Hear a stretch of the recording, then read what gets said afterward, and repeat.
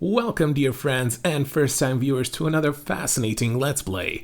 I'm Coect, and today we are tackling Max Payne 2, the accidental slip on a banana peel and subsequent fall of Max Payne. Now, before we actually go into the game, I'm going to show you what happened previously in the first Max Payne, and in case you haven't played it or you haven't seen it, I'm going to put up an annotation somewhere around here, which you can click if you have annotations enabled, and that will take you directly to where we start the game. That way you won't have to see what happened previously in the first game, but you also won't miss the beginning of Max Payne 2. So let's see what happened previously on Max Payne. I am Max Payne. My wife and daughter were murdered. It had something to do with the designer drug V. I transferred from the NYPD to the DEA, went undercover to find their killers. I got too close. I was framed for murder. With nothing to lose, I went after the Mafia during the worst winter storm in a century.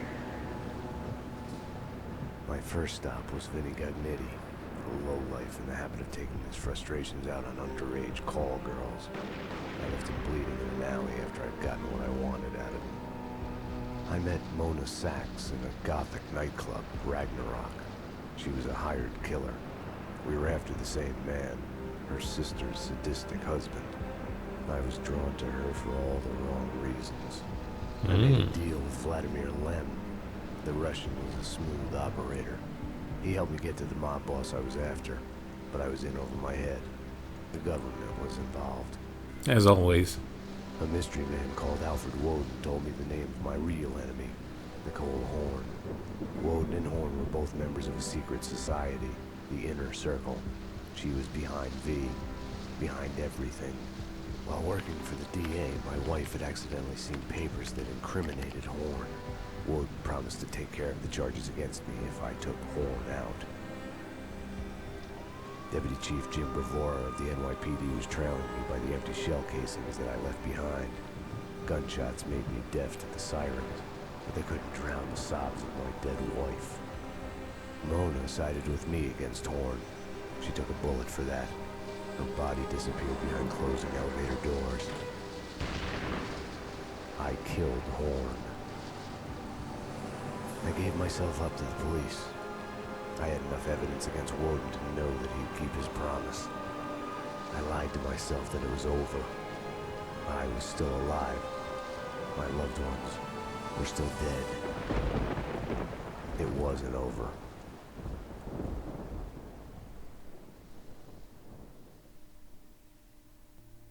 And here we are, ready to start. Now, we're going to play on Detective. This is the only difficulty level we have available, but don't be fooled by it. It's the normal difficulty level. It's not the easy one. The next one is hard, and then the rest are just, well, crazy difficulty levels. So let's start.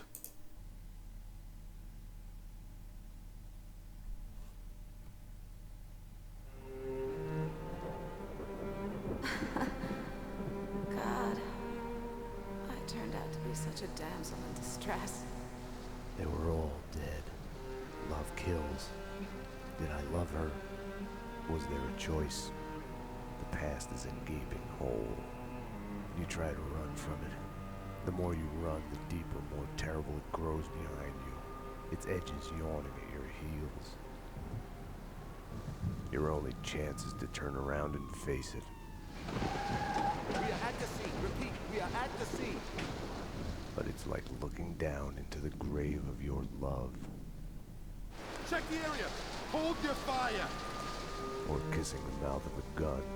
A bullet trembling in its dark nest, ready to blow your head off.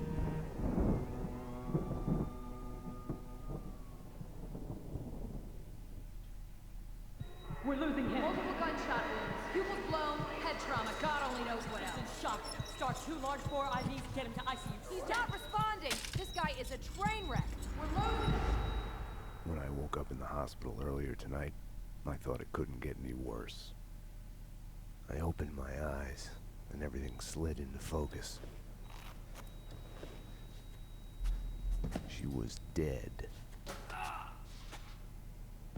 I was hurt, My crime, what I had done, was like a hungry pit behind me.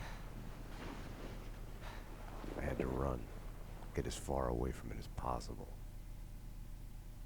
The world was out of joint. I was hallucinating. I had to get away.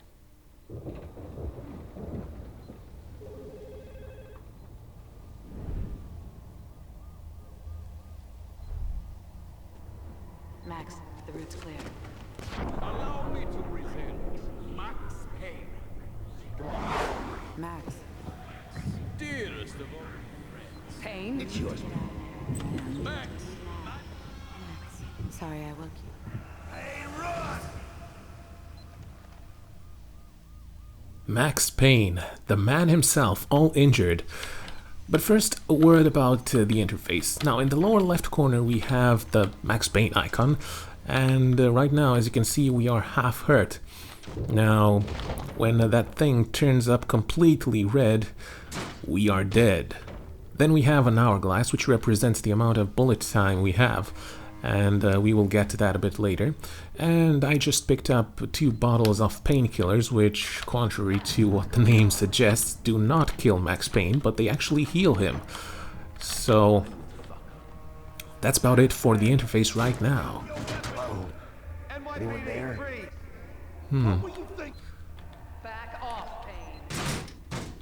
What the...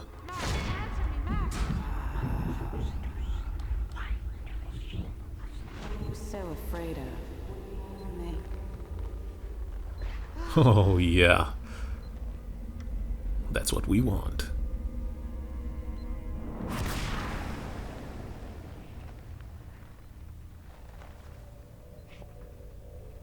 There was a blind spot in my head. A bullet-shaped hole where the answer should be. Call it denial. I wanted to dig inside my skull and scrape out the pain. Yeah, I know what you mean, buddy. Oh. Is this the Payne residence? No. Dr. Magdalena from ER. You can give away the bed you were holding for me. That detective we were waiting for was DOA. She's headed for the morgue. Oh. A detective, huh? What could that be all about? Oh, more painkillers. Excellent. Uh-oh. This does not look good. I'll deal with Payne. He's as good as dead. Freeze, NYPD! Found him. And jump!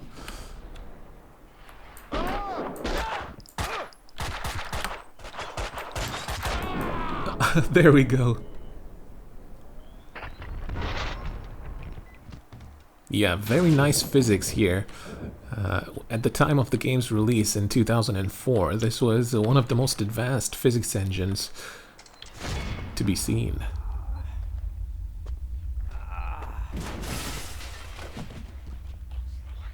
She's one of them. To kill me. Back, Payne. Winterson.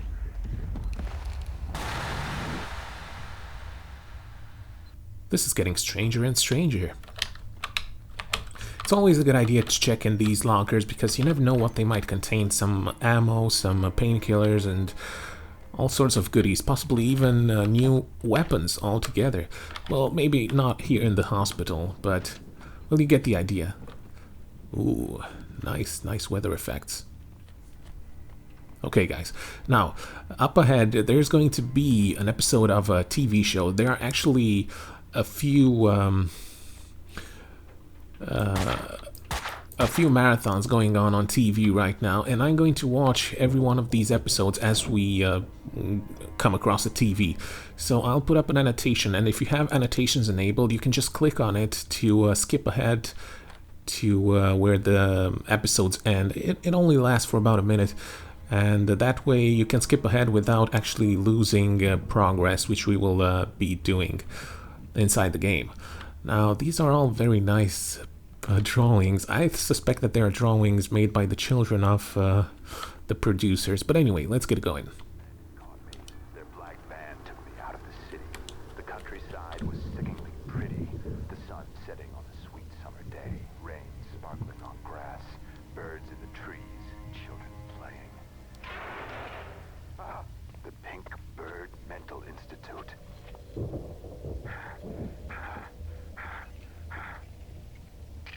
Mira's men pretended to be hospital wardens. The flesh. I think I died. I think I'm dead. I don't know. I don't know. Death is coming. It's coming. They're here. They're here. Get away. Get away. I'm gonna hurt you. I'm gonna hurt you. They said I was an escaped mental patient. Diagnosis: paranoid schizophrenic. You are insane. Psychotic. You have to eat plenty of pills to get better. They lied that I had killed my girlfriend. John Mira came to mock me in the bathroom mirror. The flamingo was with him. Mirrors are more fun than television. Mira claimed my girlfriend had turned evil, joined him. She has dyed her hair red. I smashed the mirror. I'd kill them all. Oh, yeah. Stay tuned as Address Unknown continues. Beautiful. Oh, check it out. Address Unknown. This is the same TV show that we were just watching. Let's see if we can get a cola. Oh, very nice. I love this interactivity with the environment, and you can basically interact with many things around. I think the company which produced this this game has something to do with some older games such as Duke Nukem 3D and Shadow Warrior, if you remember those, and those also had the same kind of interactivity with the environment. You could also use the toilets, and you would gain health, for example, by going to the potty.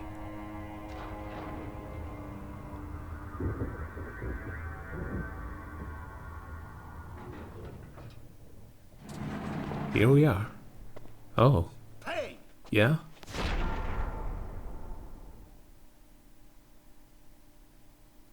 You're not going anywhere. What happened out there? You did it. Internal Affairs was breathing down my neck. Did you do it? You killed her. No, I can't. Oh, man. Murdered in cold blood. Just like Agent Catani in the Italian mafia TV show La Piovra. Bullshit. Okay. Let's get out of here. Uh-oh. This is not good. They were after me. It was my fault. You can't run from your past. You'll end up running in circles. Until you fall back down to the same hole you were trying to escape from. Only the hole's grown deeper. Well, guys, we've lost our weapons, unfortunately, but next time on Max Payne, we will find out just how exactly did Max Payne get into the hospital. Was it really a banana peel that he slipped on, or was it something far, far more sinister? But for right now, it's time for more words of wisdom from our man, Max Payne. I had tried to run from it, edit it out. Winterson was dead. I was a murderer.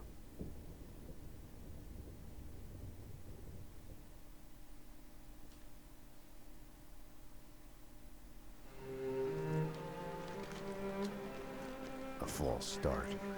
The hospital bed wasn't the beginning. It was past the point of no return. A fatal choice already made. And it would get worse before the end. The past is a puzzle, like a broken mirror. As you piece it together, you cut yourself. Your image keeps shifting, and you change with it. It could destroy you, drive you mad. It could set you free.